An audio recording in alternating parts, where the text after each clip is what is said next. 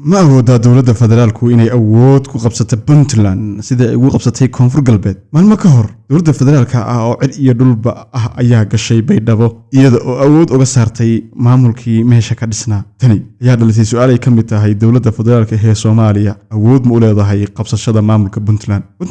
waa maamul hoos yimaada dowladda federaalka ee Soomaaliya waxayna badanka ka aragti duwan yihiin maamulka hadba-xamarka jira waana caadi in la arko khilaafyo tiro beel ah oo ka dhaxalowsan Garowe iyo Muqdisho marka ay timaado xoog ciidan iyo awood Puntland ayaa u dhisan sidii maamul awood dowladeed leh ruuco qarni Puntland ma joogan ciidan toos ah oo federaalka ka amar qaata bal waxa galkacyo ka dhici jiray dagaallo haddii la dadba la dhihi karo dagaallo qabiilad haddii la sheegana la dhihi karo dagaal u dhaxeeya Muqdisho iyo Garowe Puntland iyo shacabka deegaankiisa waxay sas iyo sanifaadba ka qaban federaalka iyo wixii ka imaado oo waa dad badanka aaminsan in wax kasta ayba uga daran yihiin waxa koonfurka xiga dowladda federaalka ee Soomaaliya ayaa iyadoo dhowr jeer isku dayday in si khasab ah Puntland iyo shacabkeeda loo dareensiiyo in caasimadda Muqdisho tahay si waa ku guuldareysatay amaradeeduna inta badan kama fulaan magaalooyinka Boosaaso Gaalkacyo Garowe iyo qaybo kamid ah gobolka Ballaaran ee Bari hadda oo la joogo Puntland ma aha Puntlandtii hore dowladdu waa qayb aaminsan Puntlandnimo federaalka habaysa iyo qayb kale oo dowladda federaalka Soomaaliya la saf shacab waagdhig baxay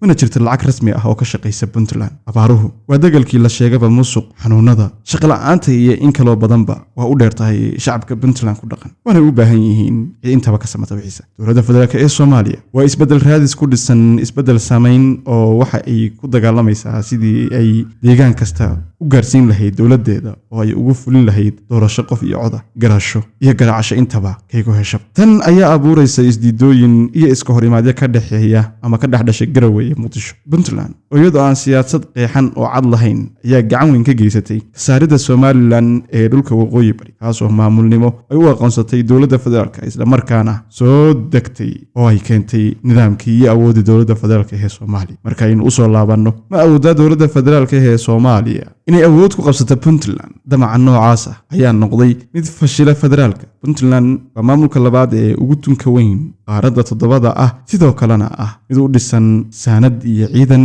iyo qabiil ahaan waxay taasina fashilin doontaa damaca u eg Baydhabo deegaanka iyo shacabkuna waxa qabad kale oo dowladda federaalka Soomaaliya aan u ogolaaneyn damaceed walow la sacaanaba looga yimaado xamar damacaas ayaa u eg mid aan suurtagal ahayn hase yeeshee khilaafaadka iyo kala tagga siyaasadeed ee Puntland ee dadka reer Puntland ayaa soo dedejinaya in dowladda federaalka Soomaaliya hesho wax kasta ay u baahneed iyadoon tilaabo u qaadin dhankaas iyo Garowe nabadeena bal aragtidaadana hoos noogu reeb